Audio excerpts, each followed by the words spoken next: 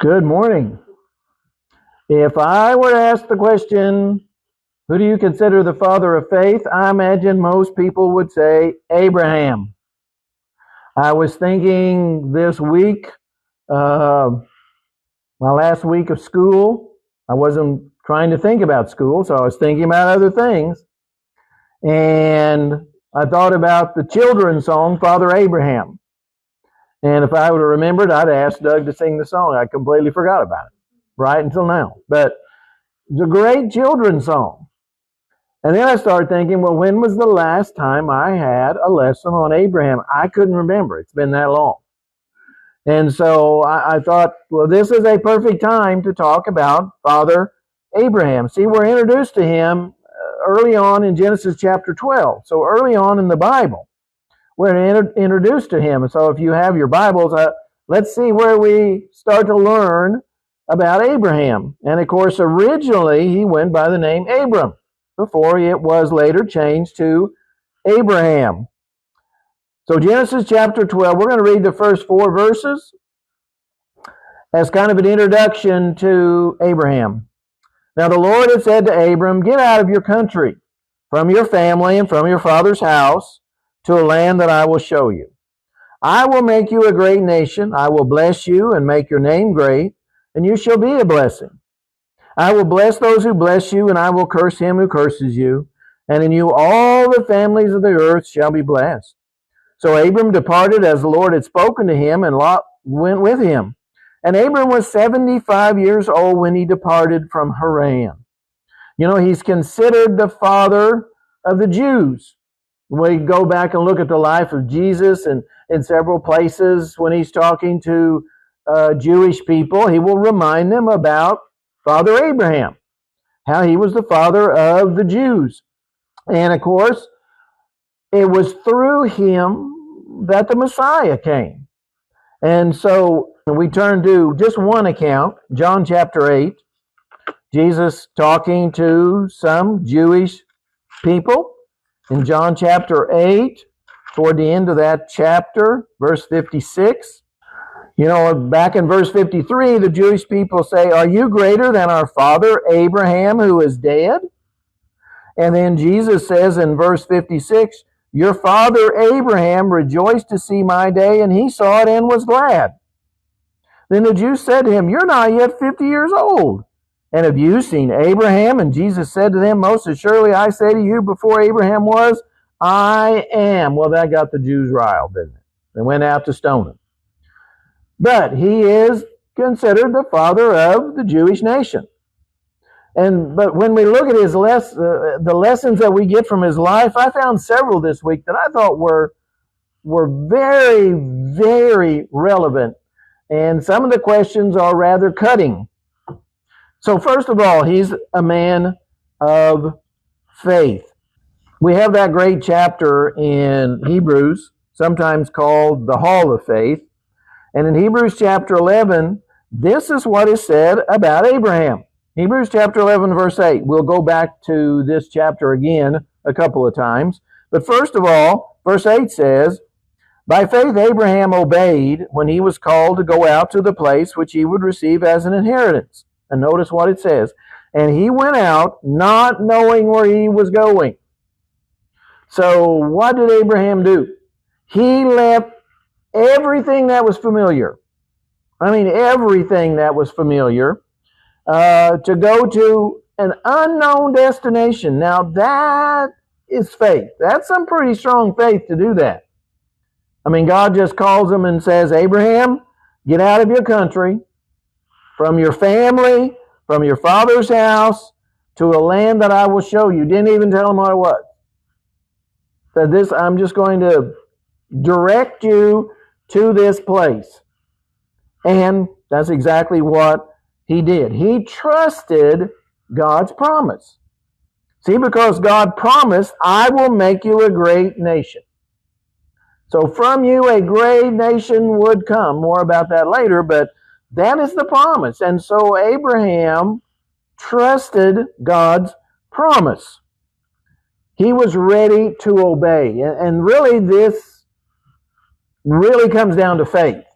He was ready to obey. We see that here. We see it again in that great chapter, Genesis 22, that talks about Abraham and Isaac. And I want to bring to your attention several short points about Genesis chapter 22. Notice verse 1. Now it came to pass after these things that God tested Abraham and said to him, Abraham, and he said, Here I am. Now that may not seem very significant, but Abraham's basically is saying, I'm ready to obey. Tell me what to do. I'm ready to do it.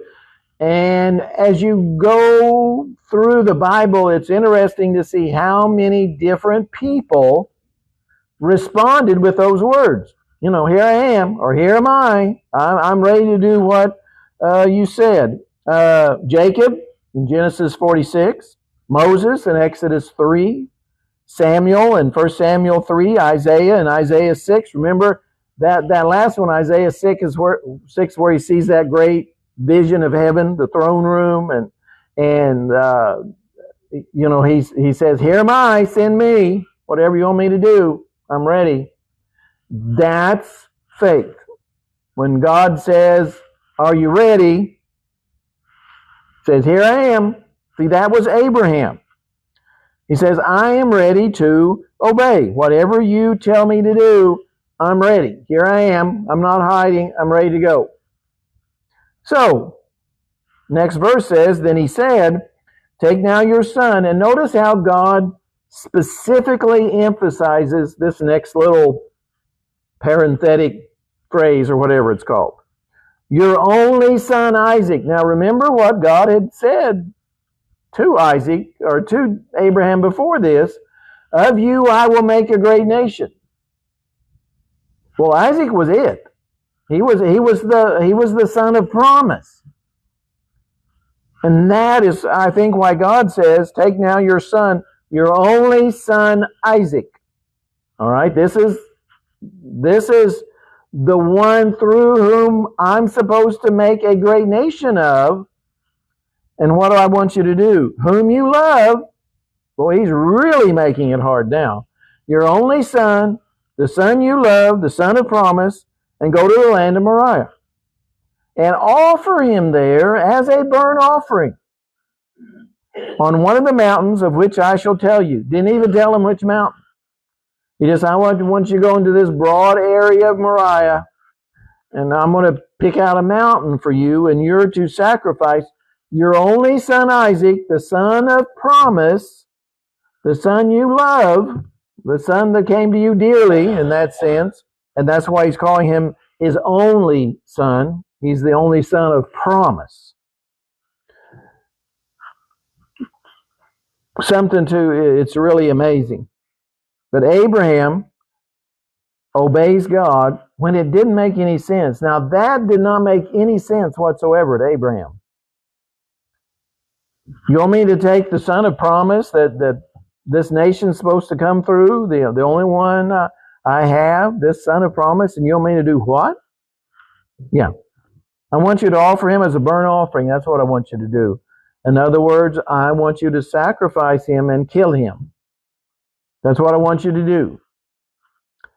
Didn't make any sense whatsoever to Abraham. Couldn't have. So let's go back to Hebrews 11. Remember I said keep your place there, because we're going to go there more than once. Hebrews chapter 11.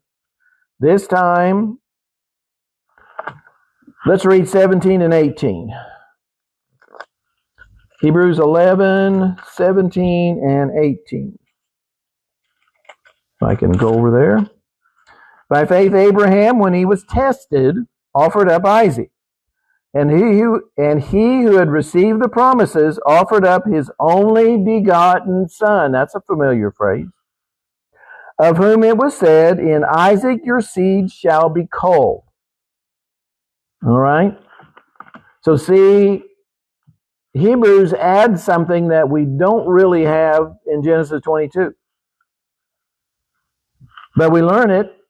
This is the seed. He's part of the genealogy, but I want you to sacrifice him anyway. See, sacrifice, and I think this is one of the relevant points here, sacrifice doesn't always come with answers. God's not giving Abraham an answer here at all. He just says, Abraham, take Isaac, the son of promise, son you love, your only begotten son. You do what? I want you to sacrifice him on an altar. So what does Abraham do? Verse 3. So Abraham rose early in the morning and saddled his donkey and took 2 of his young men with him and Isaac his son, and he split the wood for the burnt offering and arose and went to the place of which God had told him. So now he knows where he's supposed to go. But what did he do? He didn't delay. He rose early the next morning. Well, there's something else that I think is significant we need to learn from this. He rose early. Now, we're not told anything about Abraham's thoughts or feelings or his wife's thoughts or feelings, nothing at all. But godly obedience is to be done swiftly. And I like this phrase, delayed obedience is actually disobedience. It's actually disobedience. Because, James 4:17 says, the one that knows to do good and does not do it, commits sin. So if Abraham would have decided, I'm going to wait a few days and do this, it would have been sin for Abraham. Because he's been told what to do, and he needs to do it. And that's exactly what he does. He does not delay. So, then on the 3rd day, Abraham lifted his eyes and saw the place afar off, and Abraham said to his young men, stay here with the donkey. I'm going to stop there. Now, he brought 2 probably servants with him, and he's not going to let anybody interfere. See, now, those 2 servants, if he would have let them come with him, and they saw Abraham getting ready to kill Isaac, they might have tried to interfere. So what does Abraham do? I'm getting rid of that possibility. I'm not going to let them come with me because I don't want anything to interfere with this whatsoever. They might have tried to stop him from sacrificing Isaac. They might have tried to do that. Who knows? If we go to Matthew 16 and notice something there from the life of Christ, we go to Matthew 16 and we're going to look at beginning in verse 21. Matthew 16, verse 21. Notice an incident that's kind of similar in the life of Christ. Verse 21 says, from that time Jesus began to show to his disciples that he must go to Jerusalem and suffer many things from the elders and chief priests and scribes and be killed and be raised the 3rd day. Then Peter took him aside and began to rebuke him, saying, far be it from you, Lord, this shall not happen to you. But he turned and said to Peter, get behind me, Satan, you're an offense to me, for you're not mindful of the things of God, but the things of men. See, that is kind of what's happening with Abraham. Peter was trying to interfere with God's will. So Abraham didn't want anybody interfering with what God had told him to do.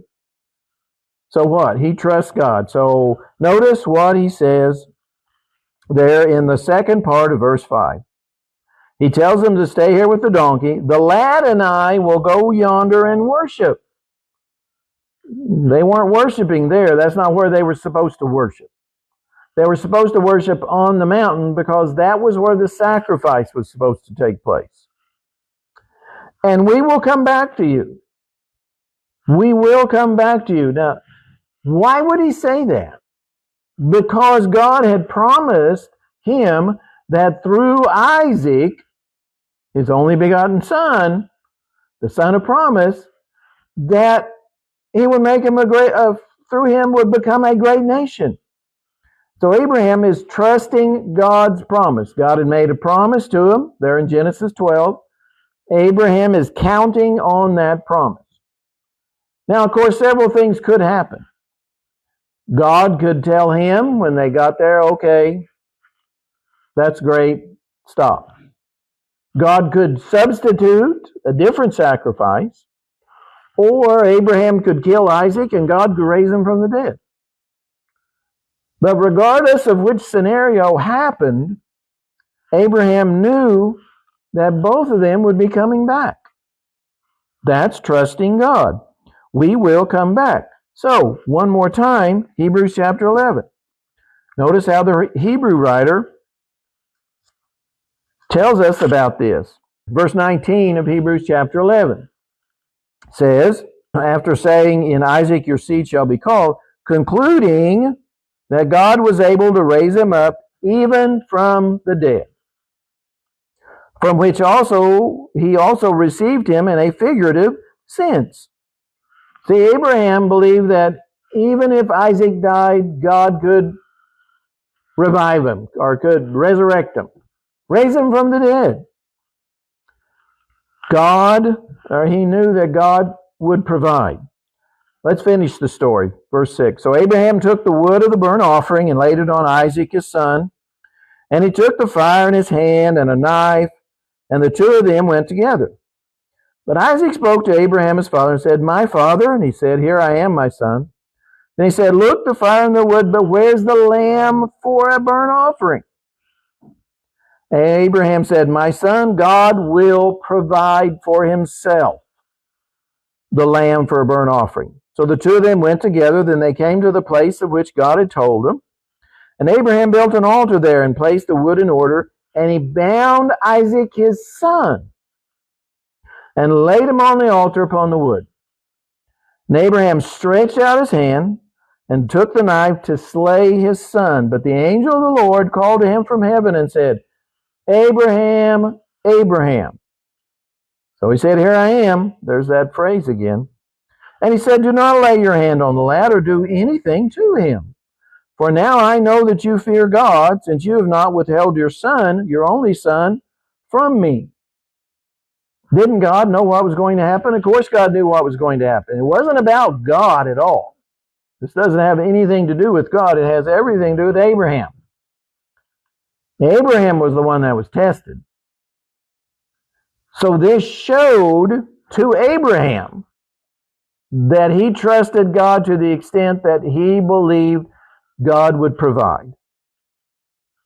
Then Abraham lifted his eyes and looked, and there behind him was a ram caught in a thicket by its horns. So Abraham went and took the ram and offered it up for a burnt offering instead of his son. And Abraham called the name of the place, The Lord Will Provide. As it is said to this day, In the mount of the Lord it shall be provided. See, he knew God in some way would provide. And I like these questions. Has God asked you to take the knife to something that you hold dear, and get rid of it? Put something on the altar. Well, that's a great question. The next point I want to make, and a very brief one, is in the book of James. James talks a lot about Abraham. And what's interesting about what James says is that he says Abraham was justified when his faith obeyed, but not before. Not before. Read with me James chapter 2, verse 21. He says, Was not Abraham our father justified by works when he offered Isaac his son on the altar? Do you see that faith was working together with his works, and by works faith was made perfect? In other words, it was fulfilled. It was made complete. It says Abraham was justified by works. Now, if Abraham, on the way to the land, on the way to